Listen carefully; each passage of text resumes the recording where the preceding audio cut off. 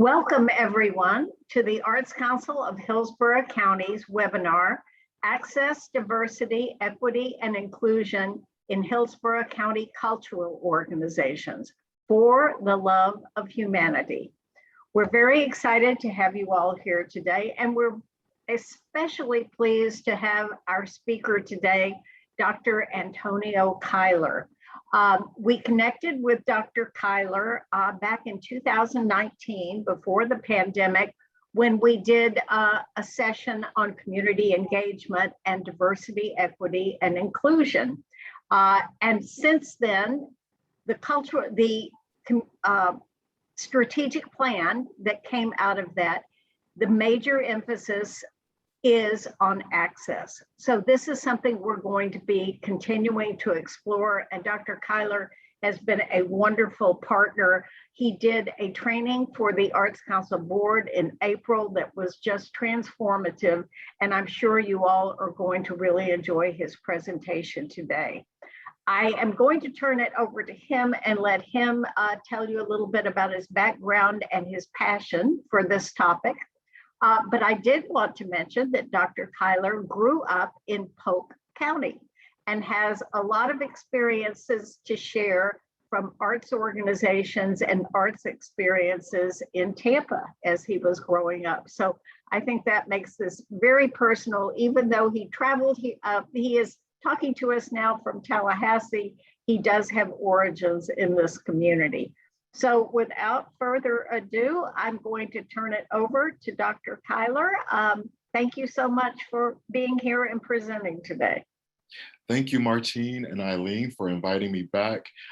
Anytime that I can engage with the Hillsborough County cultural community, I am happy to do so. As Martine said, we first met back in 2019 when you all were working on the community engagement and access and diversity, equity and inclusion work. And also, you know, I remember I first became aware of the Hillsborough County Arts Council's work in 2016 when I served on the grant review panel for the Florida Division of Cultural Affairs. And at that time, of all of the Arts Council strategic plans that I saw, Hillsborough County was the only one talking about diversity, equity, and inclusion. And I was so impressed that I told all of the folks on that call that if you're looking for a good example of how to do this in terms of strategic planning, you need to look at Hillsborough County because they're doing some great things there. And as Martine said, I grew up in Polk County in Winter Haven, Florida. I also went to the Performing Arts High School of the county, the Lois Cowles Harrison Visual and Performing Arts Center in Lakeland, Florida. I was a vocalist. I had aspirations of being an opera singer at the time. And one of the things that I really benefited from is having access to large communities like Tampa and Orlando to be able to really fully experience all of the arts and culture. I was telling Martine and Eileen that as a high school student and even up into graduate school, I've been coming to Tampa to experience arts and culture, singing at the Performing Arts Center, seeing concerts by Jesse Norman and Renee Fleming at the Performing Arts Center, and visiting the Tampa Museum, and really taking in all that Tampa and Hillsborough County has to offer in terms of arts and culture. And so I'm really happy to be there and be here with you all today because of those experiences and because I know the power of arts and culture, and I appreciate and value what it is that you're trying to do by being arts and cultural workers. And so lastly, before I move on to the presentation, I want to say that, you know, as an arts and cultural person myself, I believe in the power of arts and culture to transform people. I also believe that arts and culture helps us as humans to uncover and discover what it means to be a human. And so, and I believe that the data, Americans for the Arts, for example, found that 73% of US citizens believe that arts and culture helps them to understand other cultures. And 72% of people in the United States believe that arts and culture helps to bring community and bring people together. And so that is the spirit and the philosophy that underpins my work today. And as you see in the title, The Love of Humanity, this is all about all of us and thinking about all of us and the ways in which that we can move and work together. But before we get into the overview of today's presentation, I want to start the conversation off with a quote by my favorite author, James Baldwin, who said that not everything that is faced can be changed, but nothing can be changed until it is faced. And so as a prompt into talking about the community agreements, which will come up, after I give you the overview, I want you to remember that we're creating a brave space in which that we're going to explore these topics today. Some of the things that you hear and you may be reminded of you learn for the first time, may annoy you, may frustrate you, and those feelings and emotions are okay because that means that you care. And the point is that we want to raise awareness around and think about how to change, particularly through the intervention of arts and culture, the ways in which some humans historically have not treated other humans well. And so that's what we're challenging today, that's what we're talking about today, and that's what our goal is. So our overview. So we're going to start with community agreements, and then we're going to do some introductions. And I have a unique way to do that because there's so many folks on the call today. I'll guide you through that. We're going to go over the learning outcomes, the matrix of marginalization and oppression. We're going to talk about that, how we got to it, and really what prompts it, what motivates it.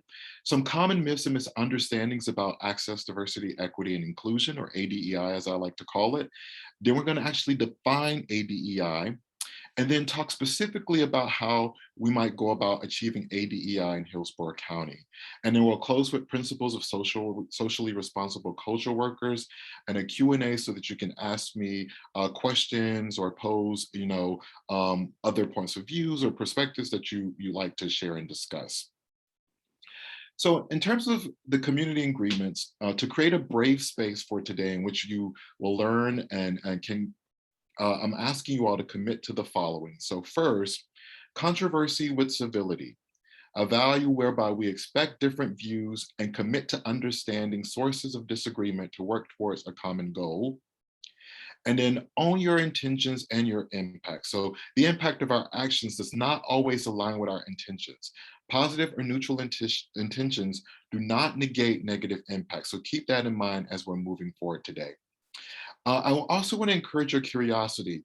I purposefully do not call these sessions trainings because I'm not training you to do something. I'm hoping to educate you and light a fire inside of you that you become curious about something that you want to learn more about and that you continue learning for the rest of your life around this topic.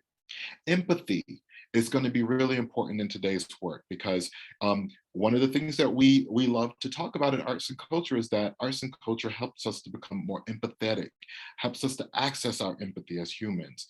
No attack. So we're not attacking people. We may want to attack ideas or thoughts that make us uncomfortable or challenge us. But the whole point is to really think about applying that empathy towards the human and really kind of trying to disconnect the human from the thought. Because remember, there are implicit and unconscious biases that we have been conditioned to consume. And sometimes people don't always know that they have those things. And so they might reveal them in something that they say. But remember that it's not an opportunity to attack, but it's maybe an opportunity to educate. Respect. I think that goes without saying. And then time. So there will be a portion of time where everyone will, or some of you will get to speak and raise questions.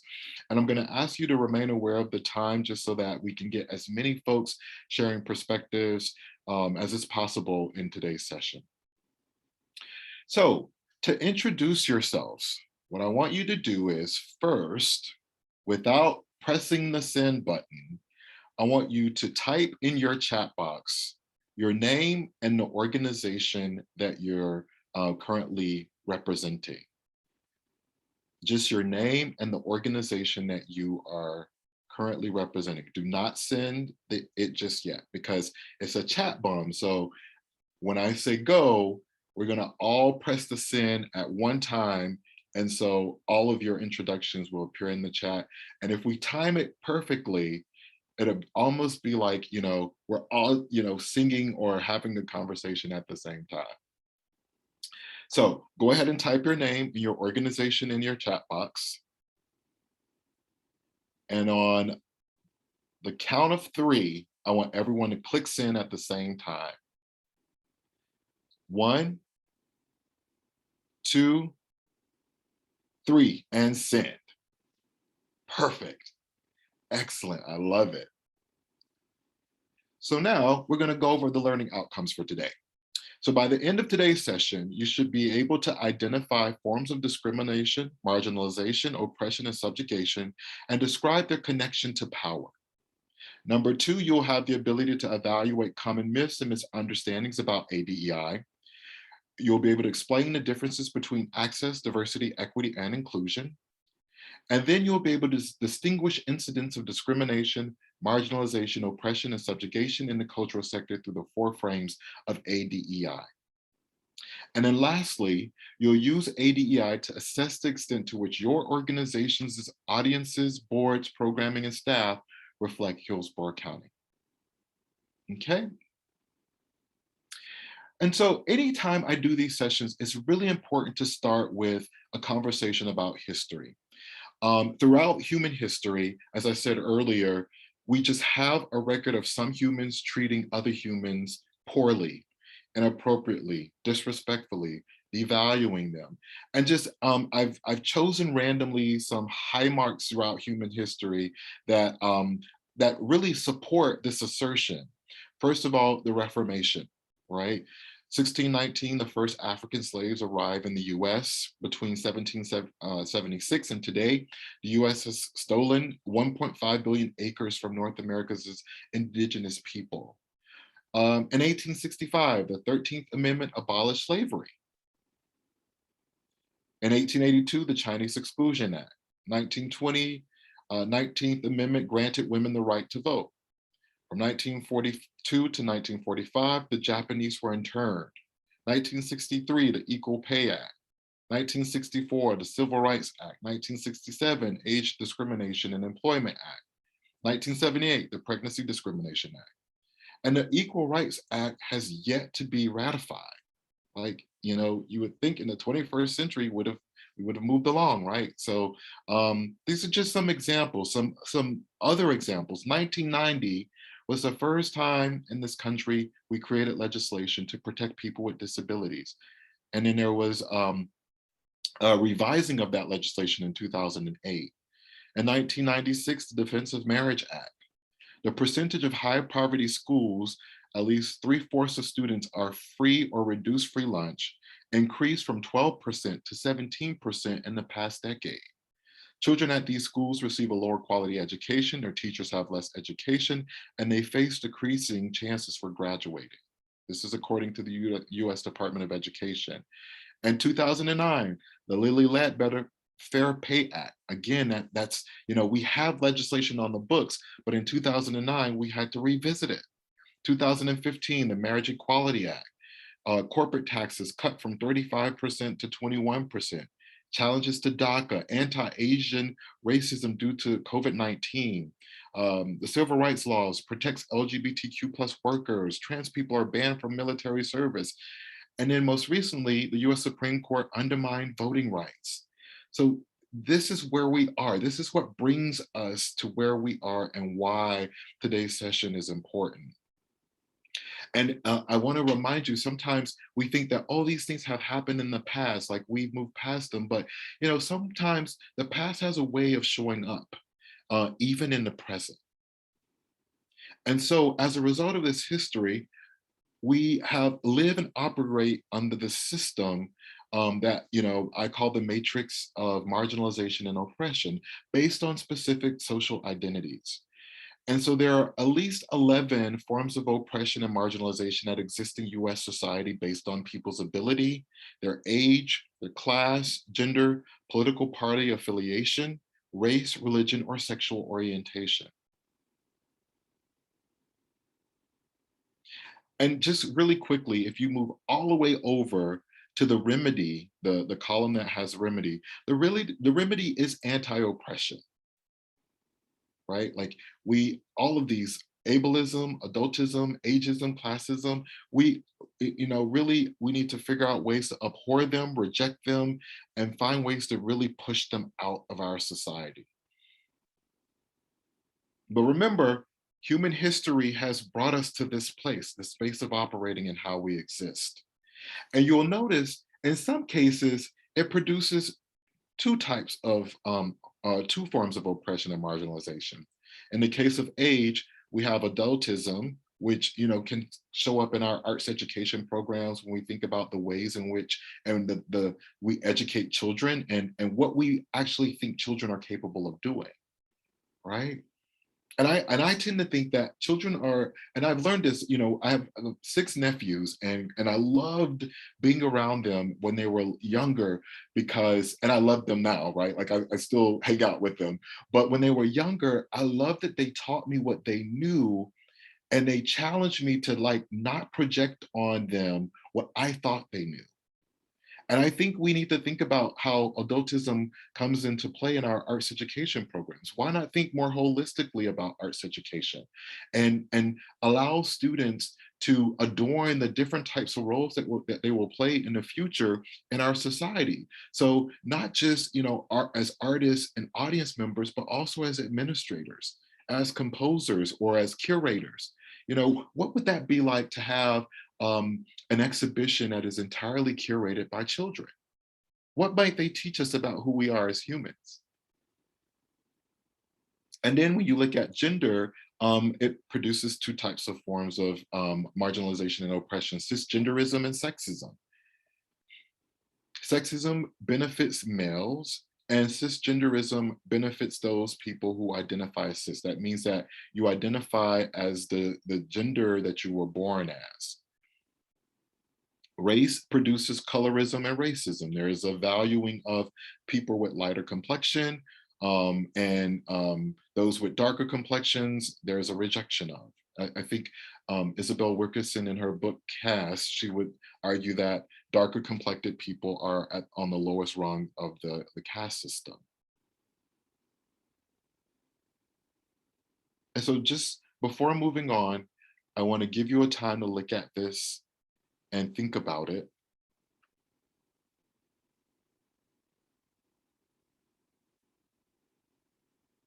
I think particularly about how you see yourself represented in this matrix. You may have noticed that there's some identities that you have that are privileged and other identities that are unprivileged. I'm in that boat. I am privileged by my class and my gender. And so of all of the identities that you see listed here, which of these identities do you feel like you think about the most?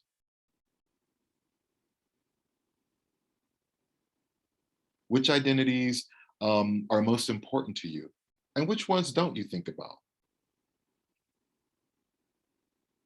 At 18 years old, I registered as an independent, and I have primarily been an independent the entirety of my life, except for last year when I wanted to vote in the primaries, which I was like, oh my God, like I selected to be an independent at 18 and didn't even realize I wasn't going to be allowed to vote in the primaries, right? So, if you think of even about your political party affiliation, like it depends on who has the presidency, the Senate, the House.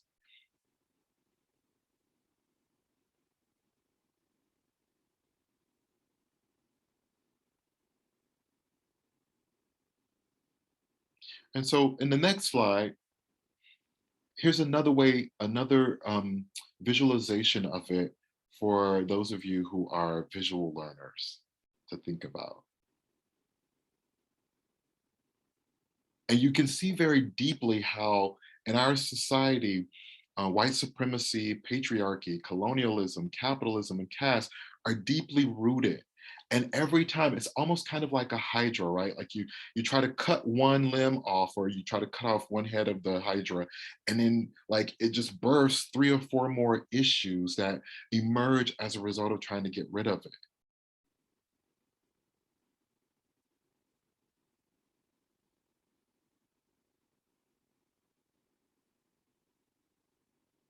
I also believe that we have to become more comfortable talking about white supremacy, talking about patriarchy, capitalism, colonialism, consumerism, materialism, and how it births the ways in which we have to operate in our society. The way that this system has been set up, and I want to also say really quickly, we did not create this system, we inherited it, right? There isn't a blame game here. We inherited the system from our ancestors. And what we do have to take responsibility for right now, though, is how do we maintain this system? How do we perpetuate this? And how will we be liberated from it?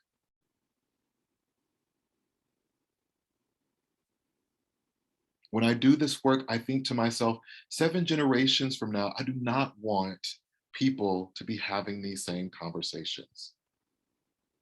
And so I'm committed to the long-term work that requires it.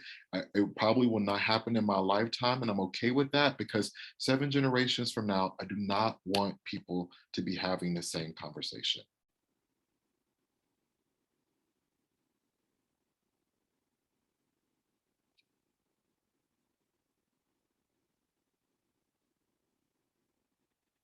And so now I want to talk about the aspect of it because I've already identified with for you, there are about 11 forms of marginalization and oppression in our society. But the answer to this question about what motivates this system to continue to exist, to perpetuate itself, that we all have to operate in. And I want to share with you this video that Eric Luke created about power.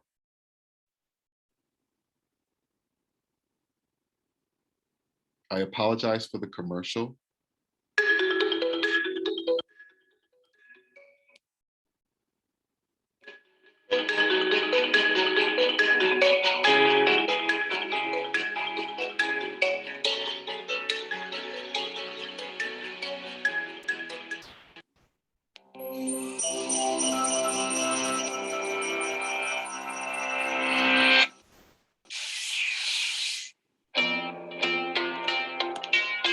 Every day of your life, you move through systems of power that other people made. Do you sense them? Do you understand power? Do you realize why it matters? Power is something we're often uncomfortable talking about. That's especially true in civic life, how we live together in community. In a democracy, power is supposed to reside with the people, period. Any further talk about power, and who really has it, seems a little dirty, maybe even evil. But power is no more inherently good or evil than fire or physics. It just is. It governs how any form of government works. It determines who gets to determine the rules of the game. So learning how power operates is key to being effective, being taken seriously, and not being taken advantage of. In this lesson, we'll look at where power comes from, how it's exercised, and what you can do to become more powerful in public life. Let's start with a basic definition. Power is the ability to make others do what you would have them do. Of course, this plays out in all arenas of life, from family to the workplace to our relationships.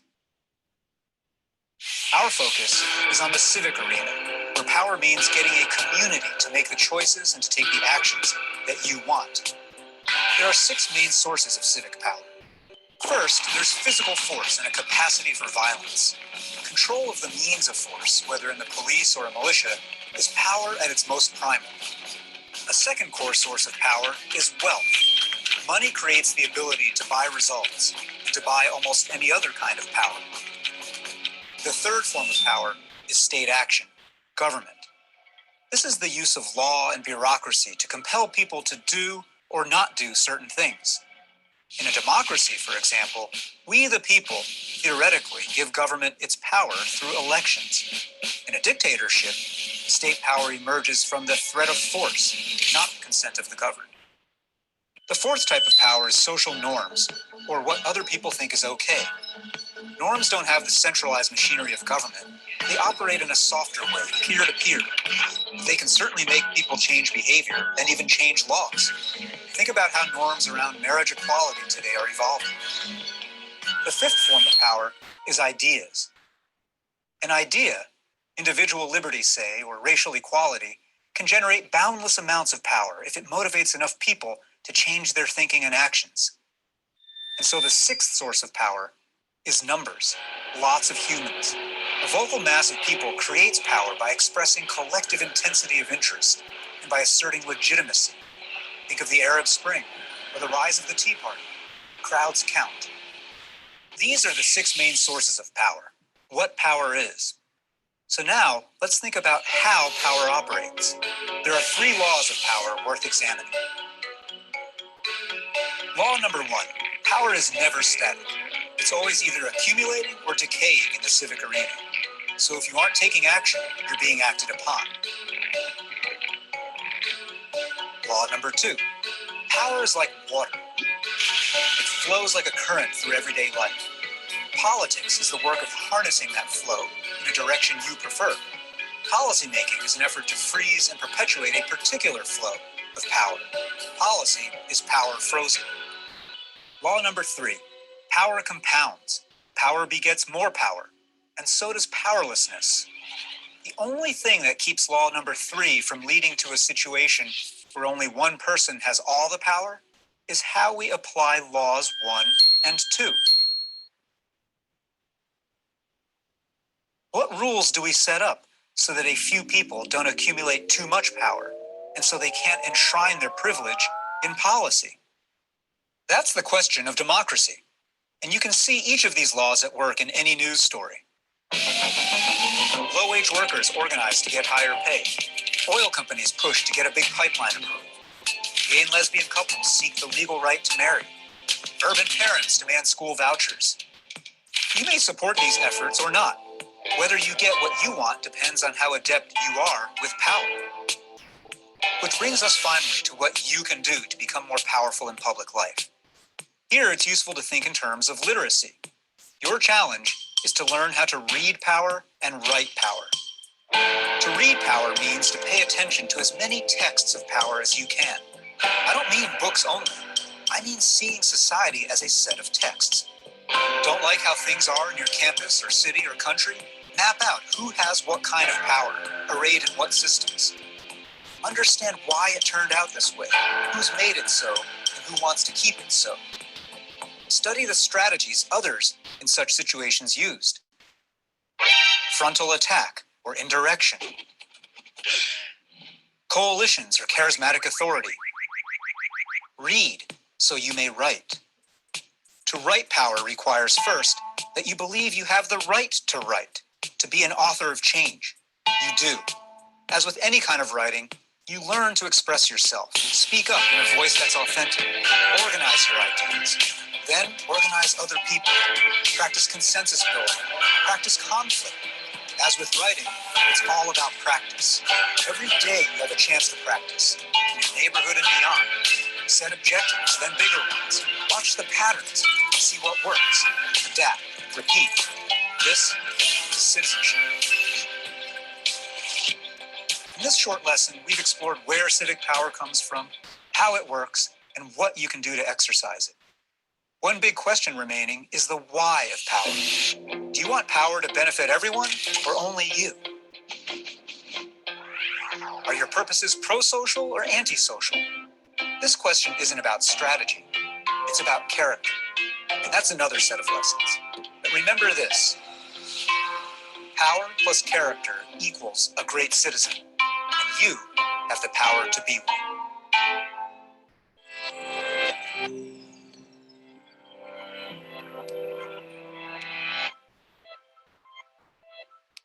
All right.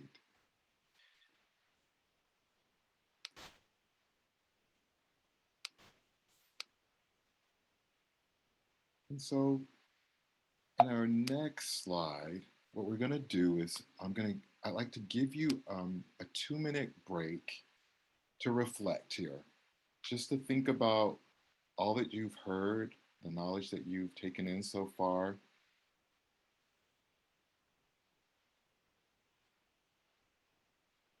And I just wanted to use this quote by Audre Lorde, that there is no hierarchy of oppressions. And, you know, sometimes we can get into thinking that whatever form of marginalization or of oppression that victimizes us is worse than, what someone else might be going through. But if there isn't a hierarchy, then that means that we all are subject to this work um, and are victimized by it. So I want to give you 2 minutes just to stop and reflect here.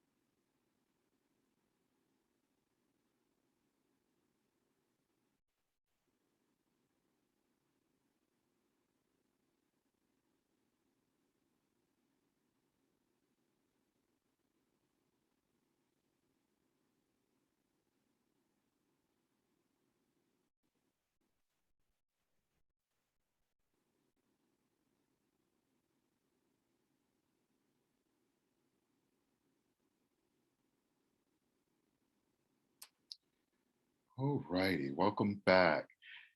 In our next segment of the work, we're going to talk about myths and misunderstandings about ADEI. And these are the top 10 myths and misunderstandings that I've heard in my own consulting, teaching, or research relative to access, diversity, equity, and inclusion.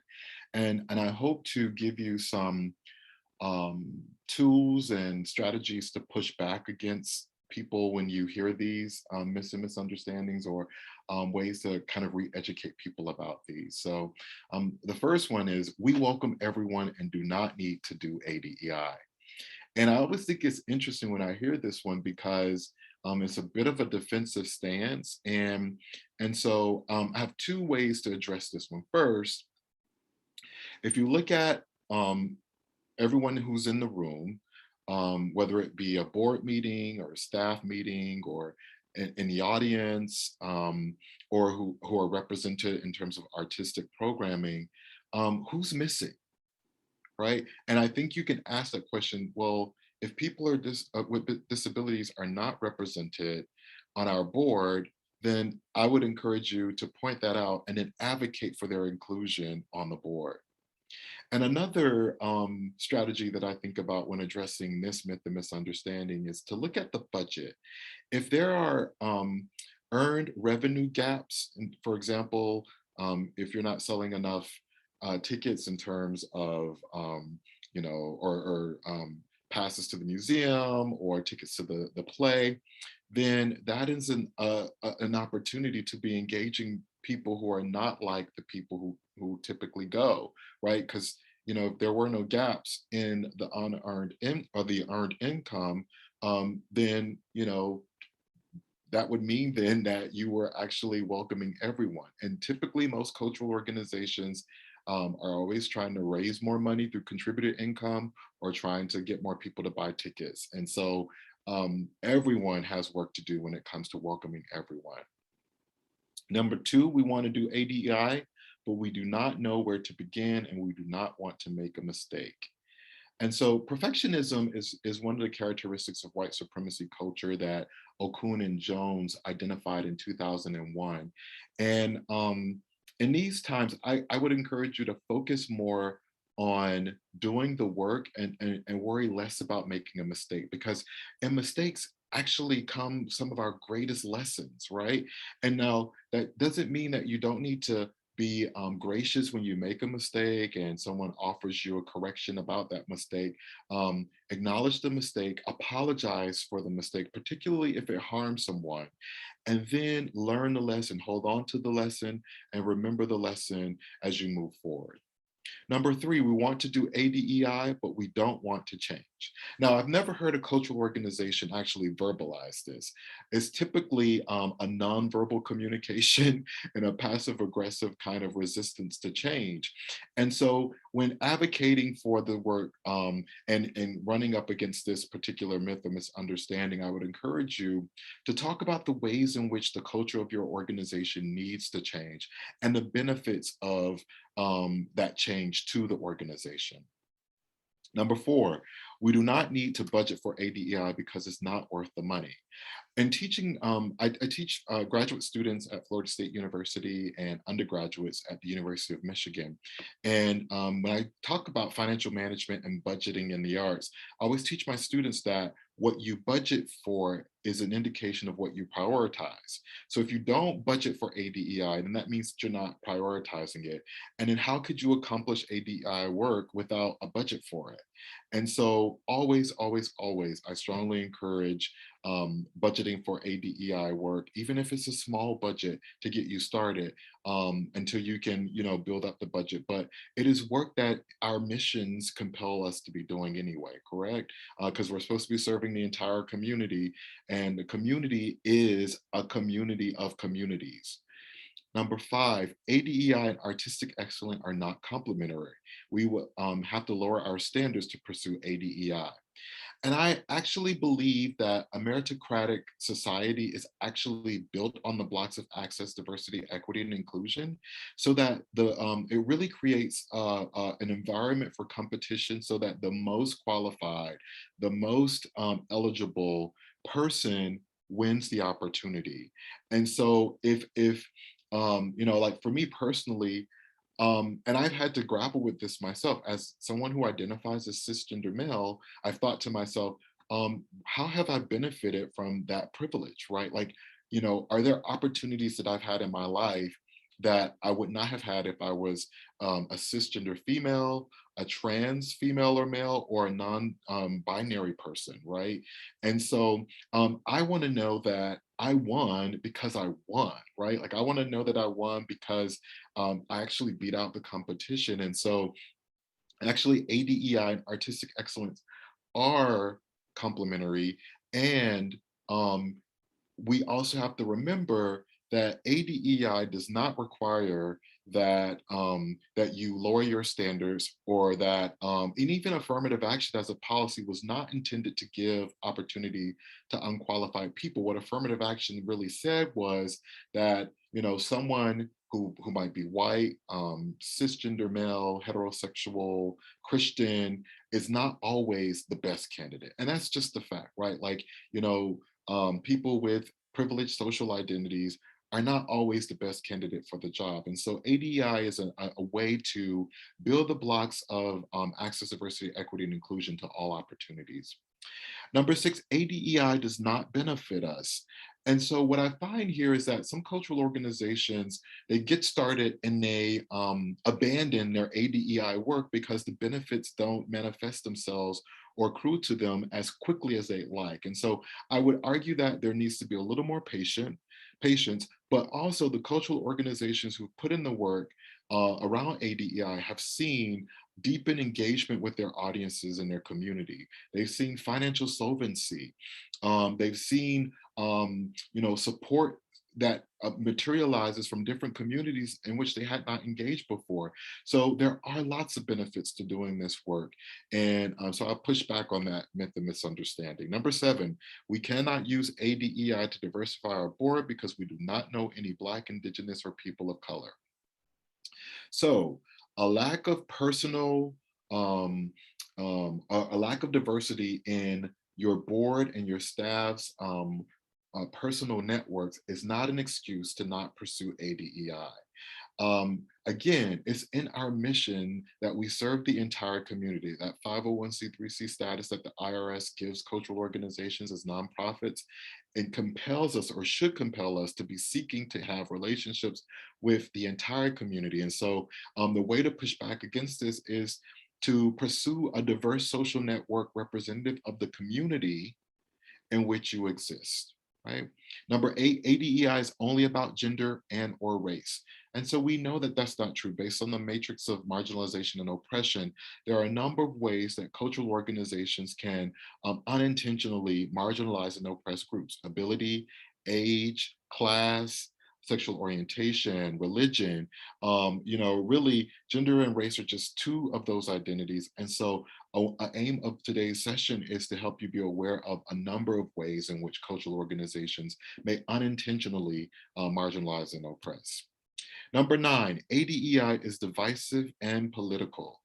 And in our current state in our society with politics, nothing is apolitical. But in addition to that, I've been wondering, at what point did it become political to treat humans with dignity, humanity, and respect?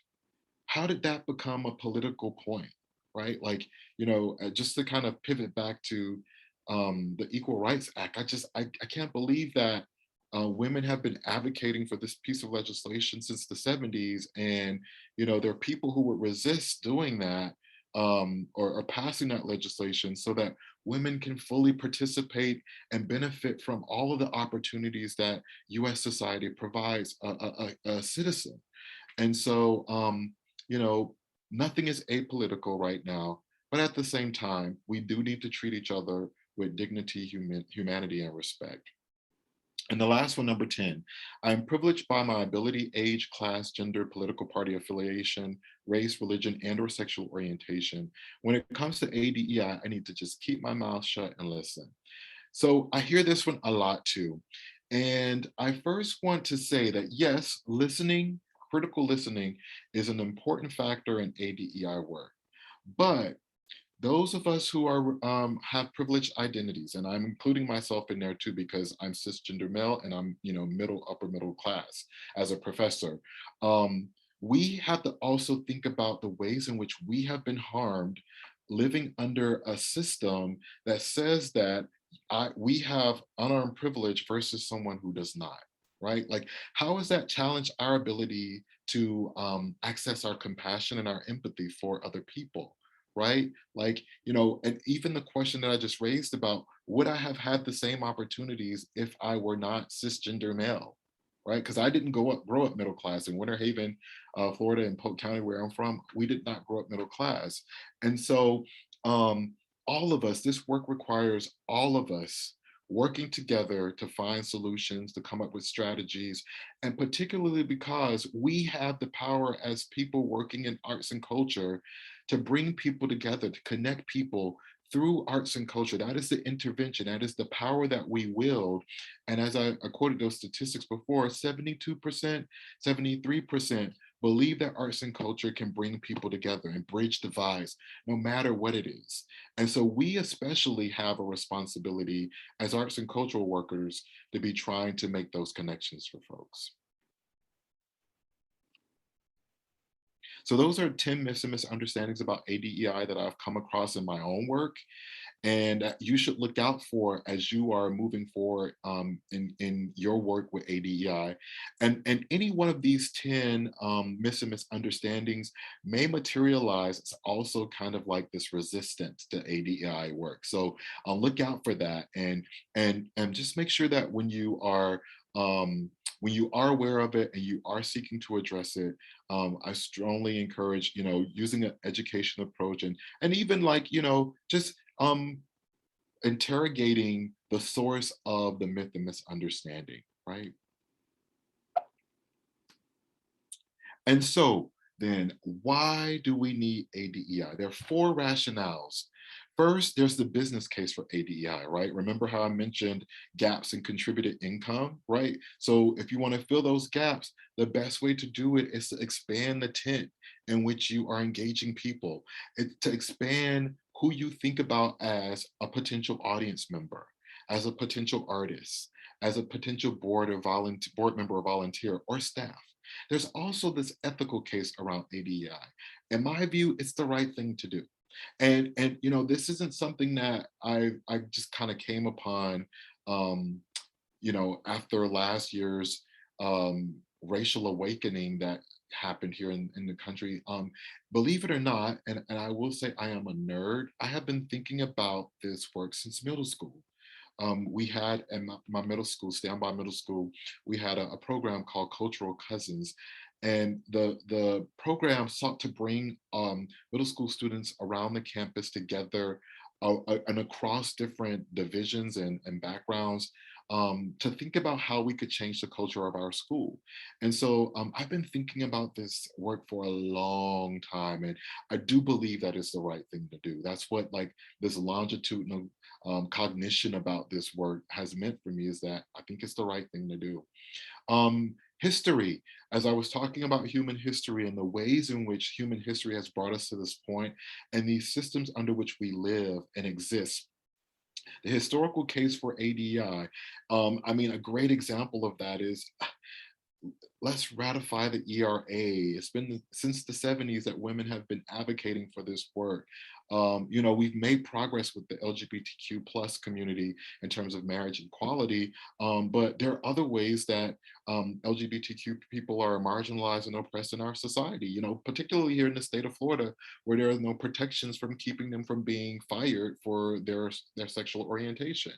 Right. And then lastly, the last rationale is the mission case, right? Our missions, typically for a cultural organization, are going to say something about providing arts and culture for the community. And your community is inclusive of a lot of different people. And I like to call it a community of communities. There are communities within your larger community. And the mission should compel you to be seeking to engage the broadest swath of the community as is possible. And that will require you challenging yourself to think about your artists that you're engaged with, audiences, board members and volunteers and staff very differently. And so another way to think about it is any entry point into your organization that requires interaction with a human being will require you to think very with a mindset of ADEI, right?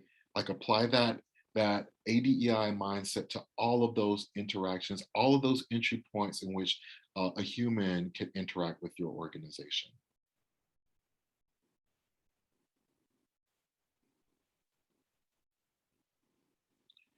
Here's another opportunity for reflection for 2 minutes. And then in our next part of the session, we'll get into some experiential work around ADEI and applying it to looking at your artists, programming, audiences, your boards and volunteers, and your staff. So 2-minute reflection break.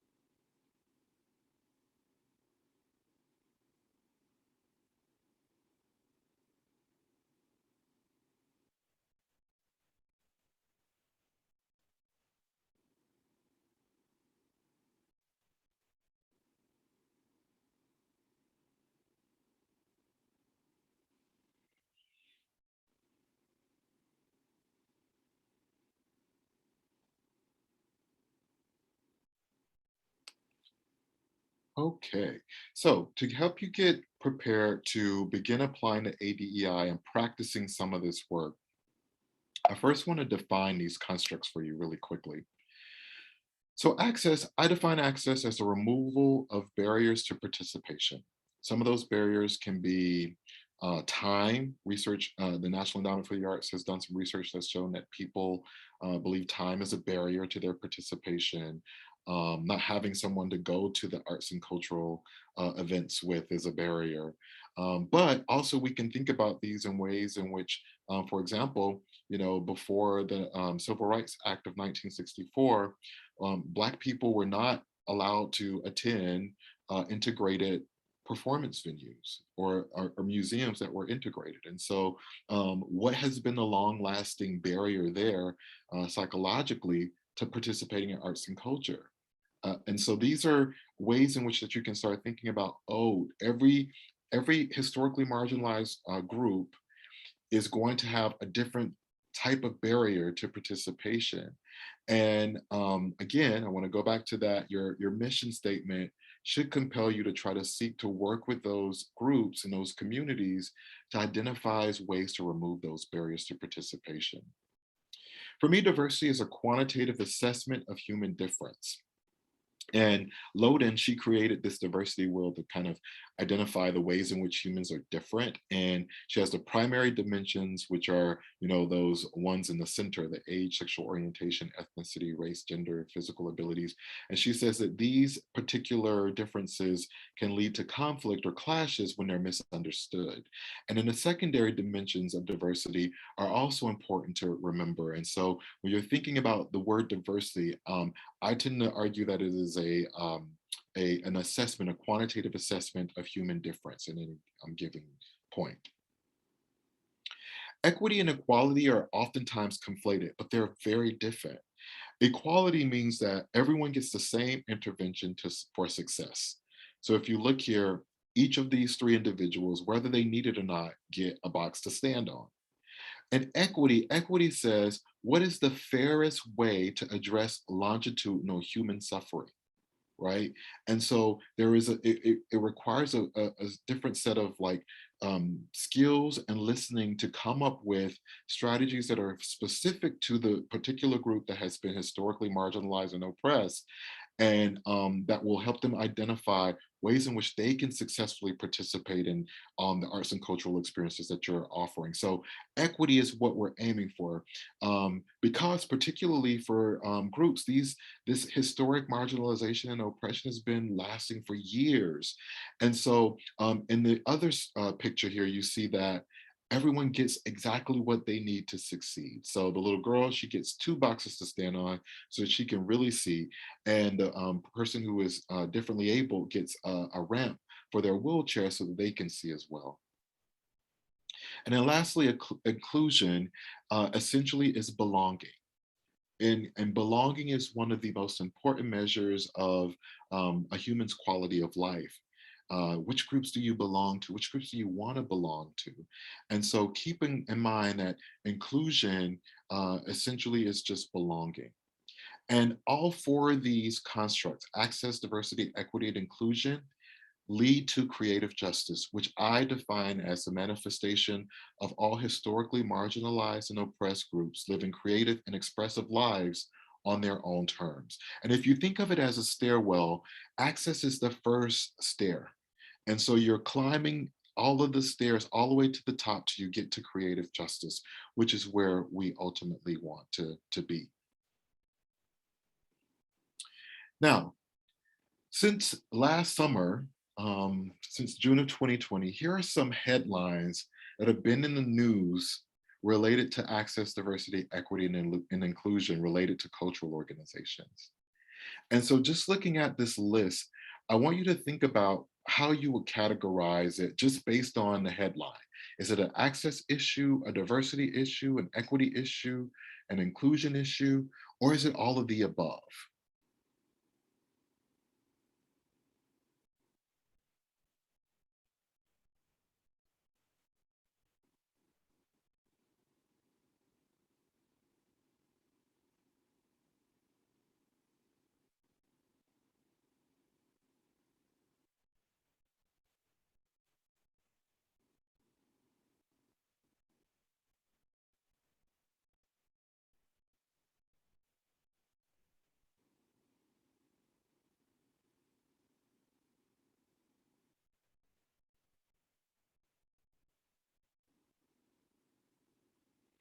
And as you think about these headlines and these issues that have materialized in arts and culture, where some folks have, said, this stuff doesn't happen in arts and culture. I've had some people say this to me, but the headlines suggest something completely different, right?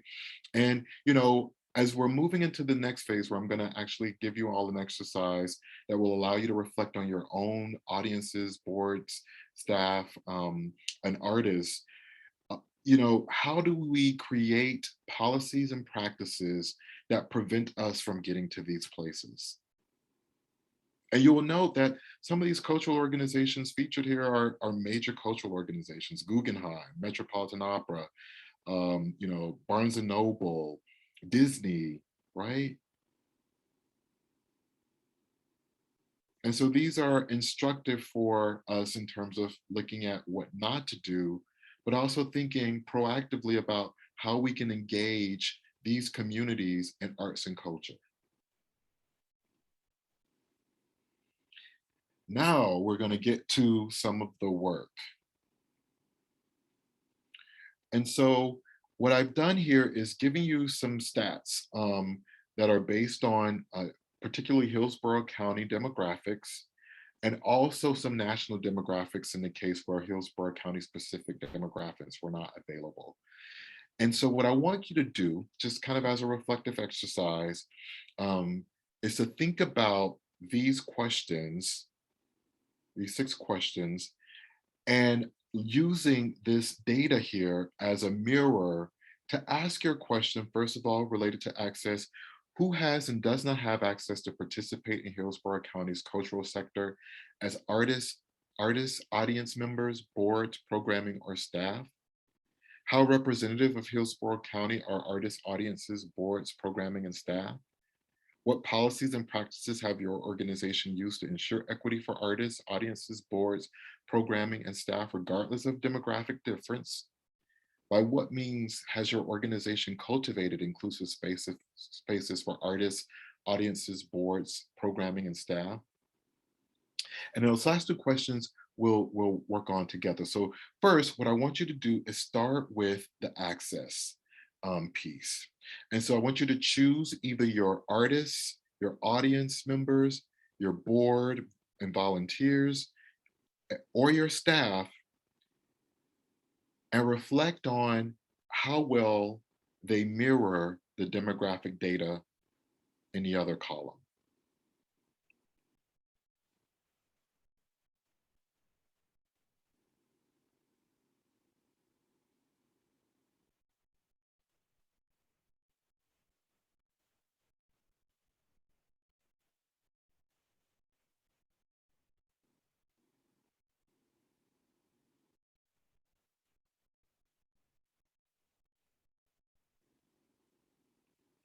And as you're thinking about one of those 4 groups, if you determine that the group does not represent the demographic data in that column, what can you do to change that?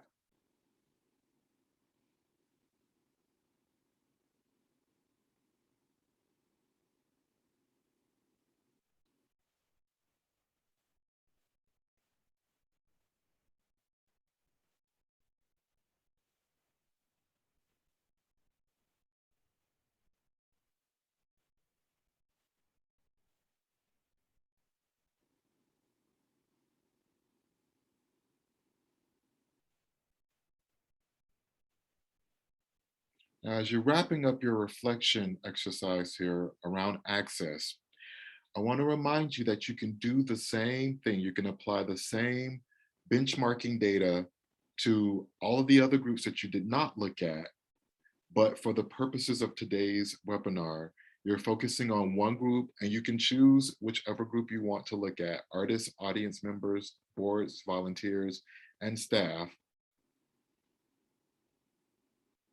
Now, we're going to move on to the diversity question. How representative of Hillsborough County are your artists, audiences, boards, programming, and or staff?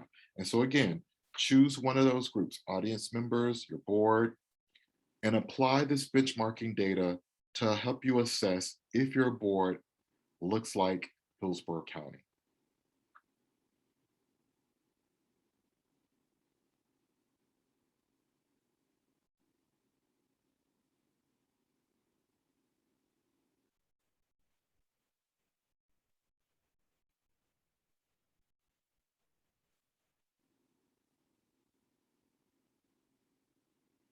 In your assessment, if you find that your artists, audiences, boards, programming, and staff are not reflecting Hillsborough County, again, what can you do to change that?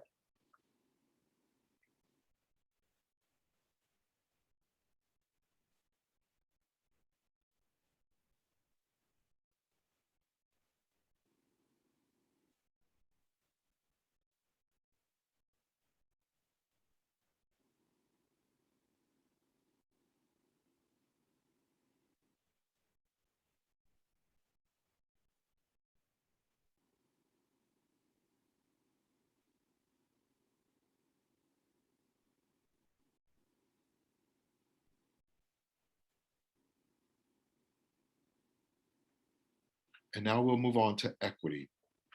What policies and practices have your organization used to ensure equity for artists, audiences, boards, programming, and staff, regardless of demographic differences?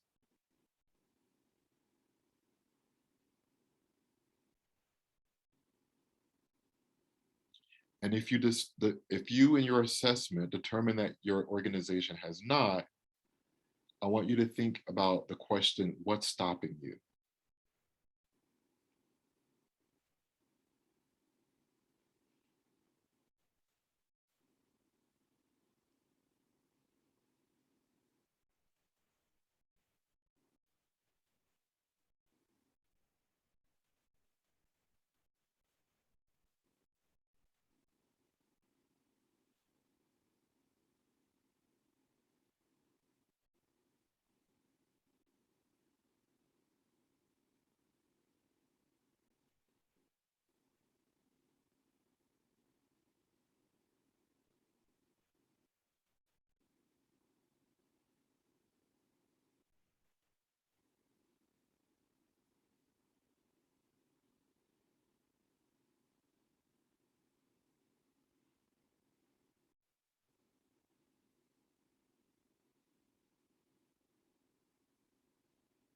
Now we'll move on to inclusion.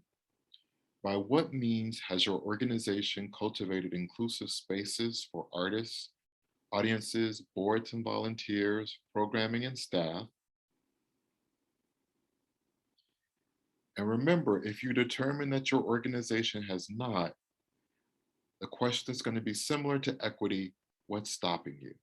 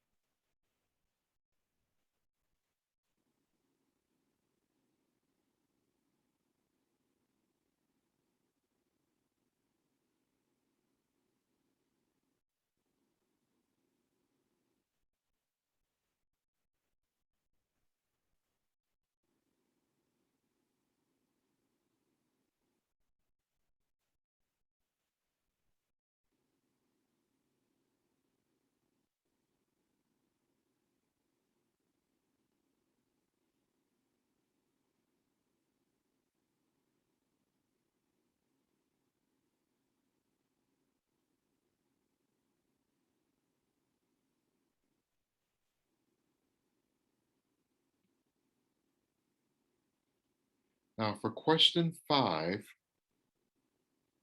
I want you to take about 10 seconds to think about this before you respond, because I'm going to ask you to put your ideas in the chat. So this question, how can the Hillsborough County, or how can the Hillsborough County's cultural sector ensure the creative justice of its historically and creatively marginalized and oppressed? So think about this question, and I'm going to give you about 2 minutes, and I'd love for you to share your thoughts and answers to this question in the chat.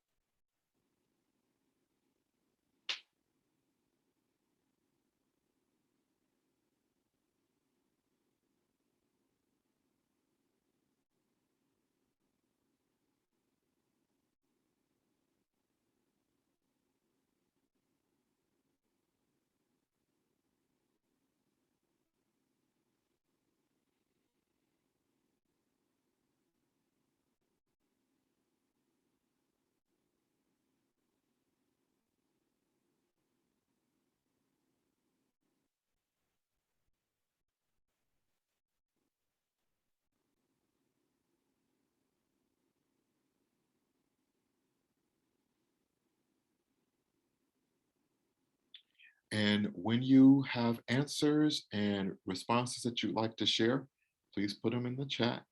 And just as a reminder from Eileen, please make sure to set your chat to all panelists and attendees so everyone can see your responses. Thank you.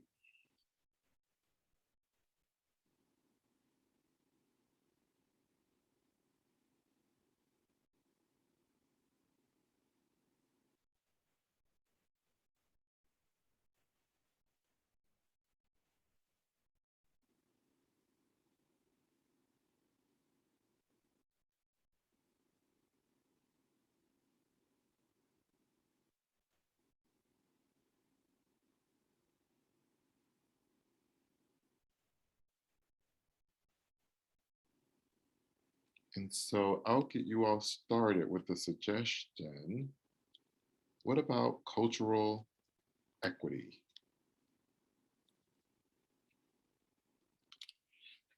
And what I mean about that is, how do you set up a system or a way of thinking about grantees in Hillsborough County so that all arts and cultural organizations have access to funding and the funding they need to support themselves in achieving their mission?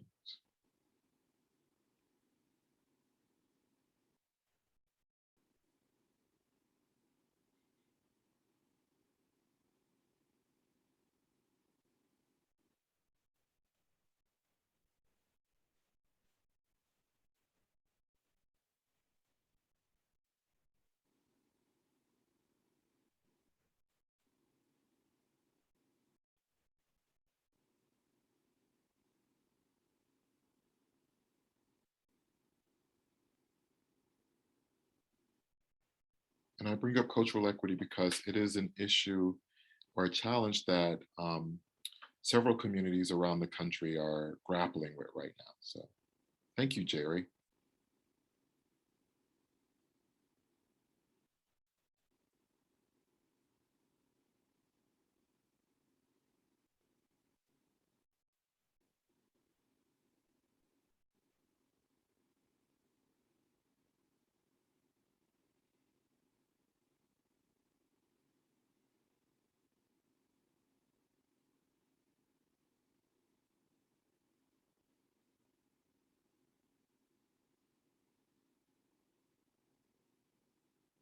Thank you, Carol. That's a wonderful suggestion. Making sure grant applications reach all in the community.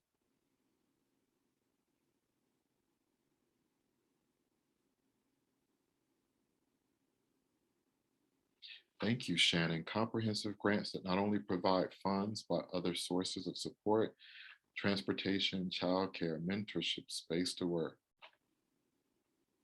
That's a really good answer for that, that response about access, right? Because there's so many barriers to participation and who knows, it might be childcare for a family who like to attend arts and cultural events but can't because they can't find a babysitter, right?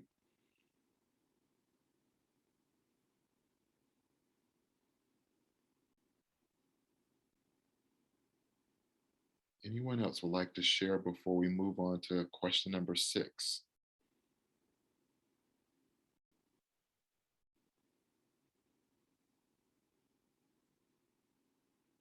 Yes, Meredith. Ask questions, surveys, and invite. That's one of the most important ways to get to know people who are not currently in your organization's network. And, it's funny because, I tried to put myself in the situation. If I were a cultural worker in Hillsborough County and I had the idea that, we really aren't connecting with this particular community, how would I do that? How would I go about doing that work? And then I said, well, Antonio, it's the same way you go about connecting with a person that you don't know, that you want to reach out to and you want to meet. And so it's interesting how, a little courage can open up an entire community to you. And all it takes is maybe one email or one inquiry about wanting to get to know more about that community and what your mission is, what your goals are, and how you as the arts and cultural organization can help support through partnership that organization's that organization's mission and their goals. Thank you, Nora. Support each other as we all lead and advocate for these changes in process. Absolutely. Because as the Eric Liu's video about power suggested, if you have a community or a collective of folks who all are advocating for this work together and holding each other up and supporting each other, you increase your likelihood of getting those changes that you want to see put into place. Thank you all. So our final question today before we move on to the Q&A is, what are the implications for your organization if you do not address the marginalization and oppression that results in creative injustices? And, I'll give you 2 minutes to kind of think about this because it's a big question, right? But I think it's worth thinking about because sometimes we need something to push us and to compel us to move. And so I want you to think about that. What are the implications for your organization if you do not address the marginalization and oppression that results in creative injustices?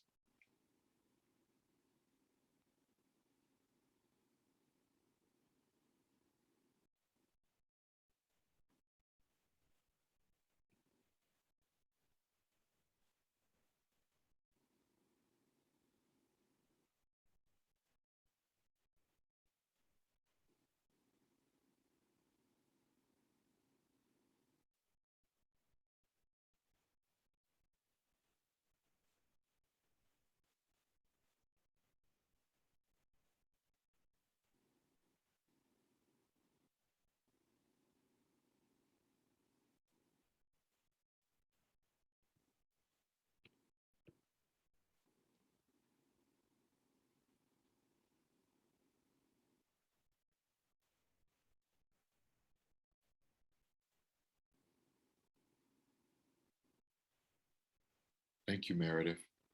Will not be representing an accurate market synopsis.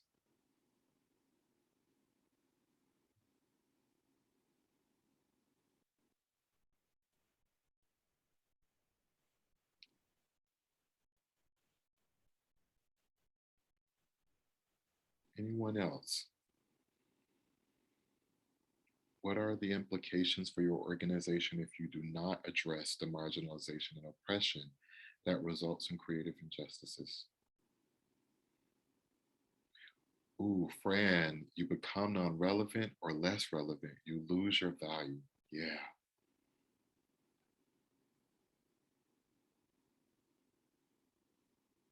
And cultural organizations always need community relevance, right?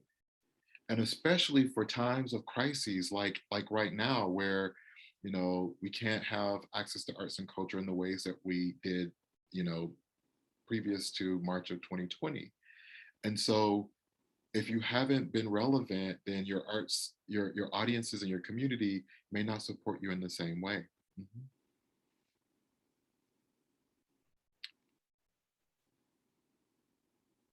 Thank you, Jerry. We would just be passing on bad practices to the next generation, right?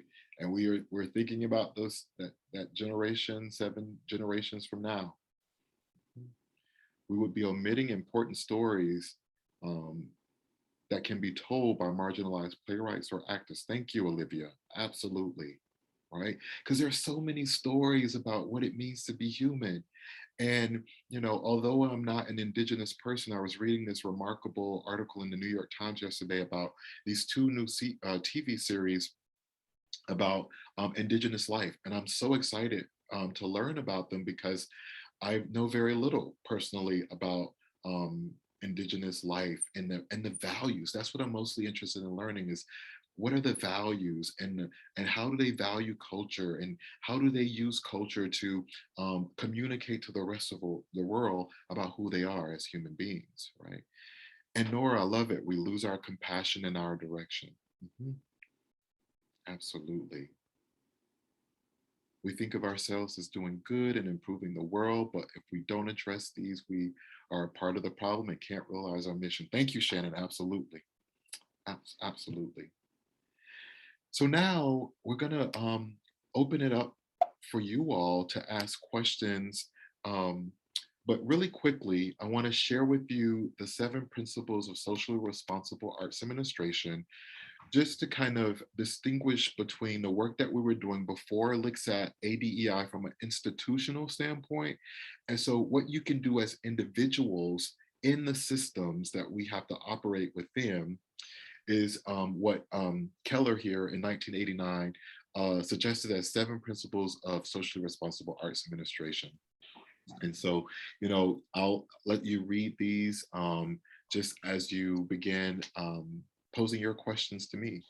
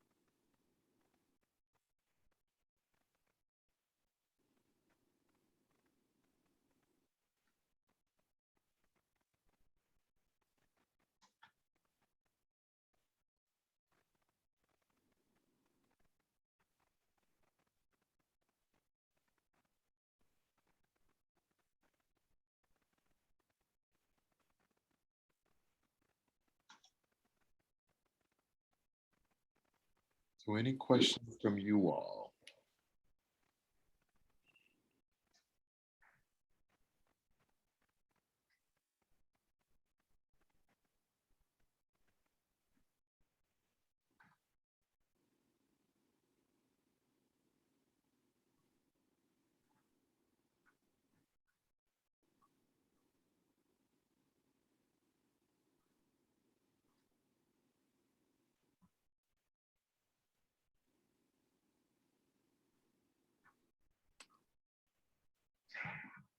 Antonio, while we're waiting for questions from our participants, you did do a training for our board.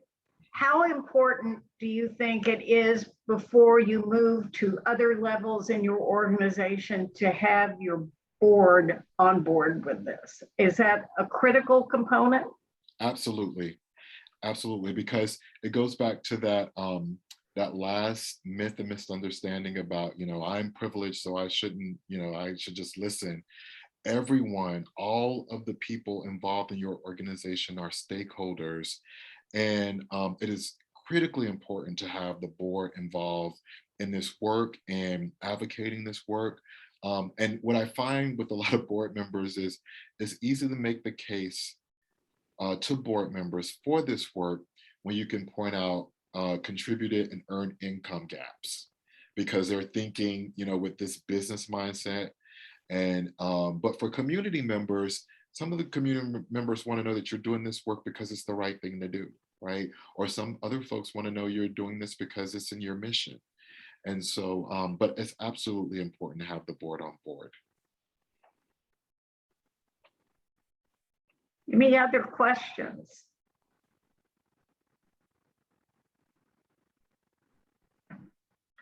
I do want to mention while we're waiting for questions that we have recorded this, and this will be available if, for example, you would like to show this to your board members.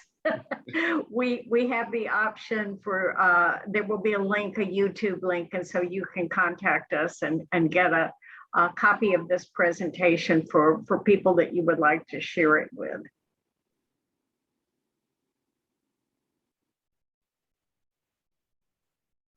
Well, we're a quiet group this afternoon, Antonio. Well, what I would like to do is, while we're waiting for questions, if they emerge, I do want to go back to these headlines that came up. And so for any of you listening, what did you think about when you saw these headlines? Did they surprise you? Were you not shocked? Did you want to learn more about them so that you can avoid these kind of headlines? What are your thoughts about those?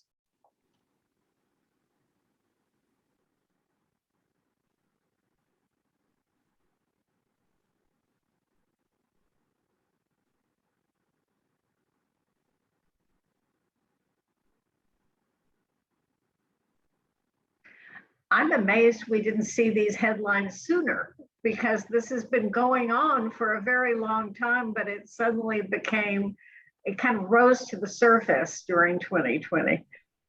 Yeah, it's like Pandora's box opened, and it's not stopped. There's a lot of, I feel in the arts and cultural sector at a national level, there's a lot of shifting and changing happening.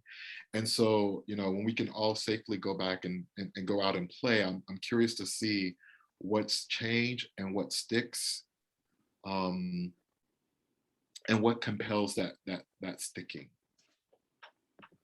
We do have one question now. This is, what are the best strategies for continuing to move forward, not just being satisfied with some progress, but continual improvement? I would say, let's say that you do this work where you make sure that you use the benchmarking data to ensure that your programs, your artists, audiences, board and volunteers and staff are representing Hillsborough County. From there, if you want to take it a little bit deeper, I would suggest looking at community engagement and building community and making it a part of your organization's culture to have these partnerships with other communities that are reflected within your community.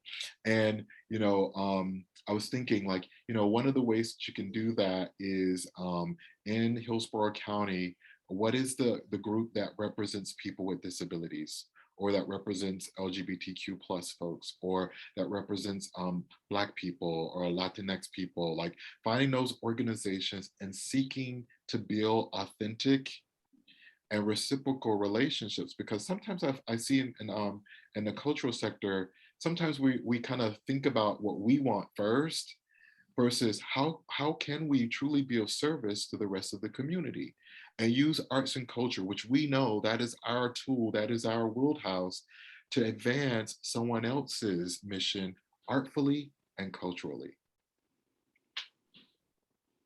I'm so glad you mentioned the connection with community engagement, because actually when Doug Borwick came to Tampa to do a session, a workshop, and a talk on community engagement, it was he that introduced us to you. They really are inexorably aligned, aren't they? You really can't take community engagement out of the ADEI, can you? I really see them as inextricably linked, Martine, as you said. And what I think happens is the ADEI work sets the ground for cultural organizations to reimagine everything, to reconceptualize, to re-envision the kinds of partnerships and relationships that can exist that really help cultural organizations to achieve their mission to provide arts and cultural experiences to the community.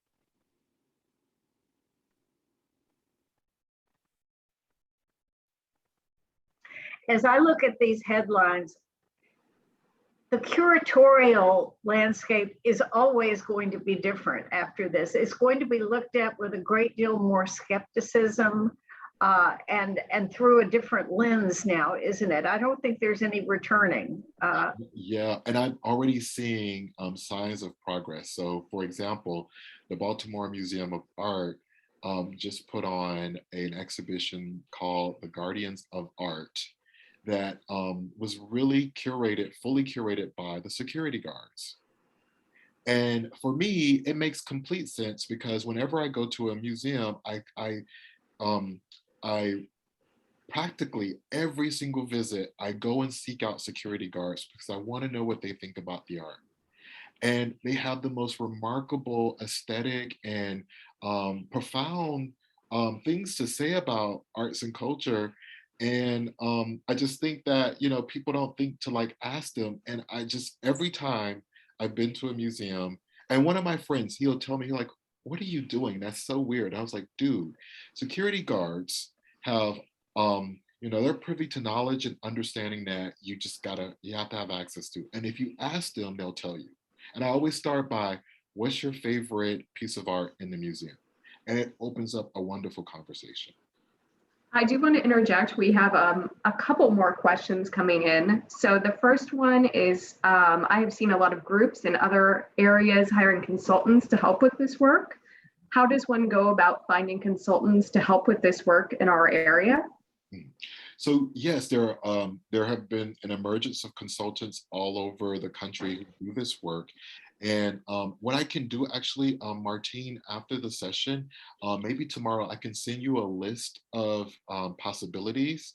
I'm a consultant, I do this work, but it's a part of my practice to also share opportunities. Like I just don't like the like practice of hoarding opportunities. And so I would want you to select the consultant who best fits your aims and your purposes. But I'm happy to share a list with you, Martine and Eileen, so that That you would have. be great. And we can share that with the attendees. And we will also be sending out a survey to the attendees to get feedback. So that's perfect. Send that to us tomorrow. We'll distribute it. I sure will. And then there's another one, which is how are educational institutions adding ADEI coursework to their grad programs in museum studies, library science, etc.? Oh, I'm so glad you asked that question because I just wrote a chapter for a book about this. And so, and the way that I kind of thought about it is that lots of cultural organizations have hired chief diversity officers, the Metropolitan Museum of Art, Metropolitan Opera, I think Disney, PBS. And so we haven't been doing that, at least from an arts management education standpoint, we haven't been doing that as well as we should. Because in 2017, I did a survey to find out how many and how often do arts management educators talk about and educate about diversity issues. And we found that maybe like 82% said that they do it somewhat, but they were more likely to do it if they had a historically marginalized and oppressed identity. So if they were BIPOC or disabled or Jewish or female, they were more likely to do it than not. And so I am seeing some changes happening in the higher education landscape, but the challenge is some of those changes have to be done stealthily because we exist in states that might be, not as receptive to ideas like these. For example, critical race theory is something that has been blown out of proportion because I don't really know of any public school system that teaches the theory, first of all. But then second of all, I always go, okay, well, is it going to be feminist theory next or queer theory or, disability studies? Like, are we going to try to subvert and undermine conversations that have to happen for us to move forward as a group of humans, as a group of people who inhabit this planet and who have to live together?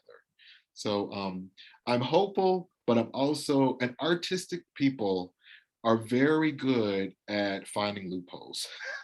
They're very good at thinking creatively, and I'm heartened by what I'm seeing in higher education.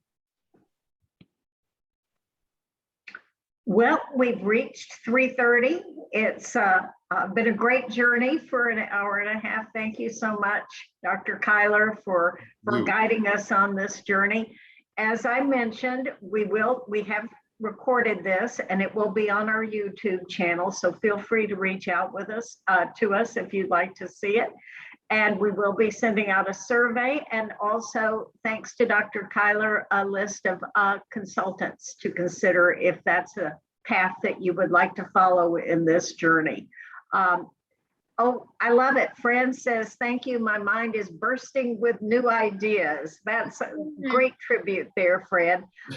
Thank you. And again, Dr. Kyler, it's so great to have you with us, and we appreciate your time and your efforts on behalf of us here in Tampa. So great that you grew up with the Tampa arts experience. That's just icing on the cake. It really is. Thank you all so much. We appreciate your being here, and have a great rest of the afternoon. Thank you all. Take care.